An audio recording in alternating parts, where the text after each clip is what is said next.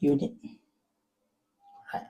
So dalam Bursa Malaysia, okay, minimum kena beli satu lot 100 unit. So sekarang ni harga RM1.57 ni, okay, yang sebelah kiri ni adalah harga, okay, yang mana harga RM1.57 adalah seunit. So minimum dalam Bursa Malaysia kena beli 100 unit. Jadi berapakah modalnya? So macam gini. Kita pergi balik dekat sini. Okay, so kita nak beli RM1.57 harga seunit. So kita darab dengan 100 unit. Jadi berapakah modal kita? RM157. Okay, RM157. Kita dah boleh beli saham. So siapa dekat sini yang tak ada duit RM157?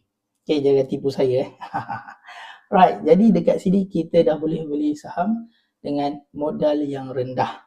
Okay, boleh tak beli dengan modal yang besar? Boleh. Tapi bagi yang newbie, bagi pemula, mula dengan modal yang kecil dulu. Okay, so siapa cakap saham untuk orang kaya? Siapa cakap nak beli saham kena banyak duit dulu?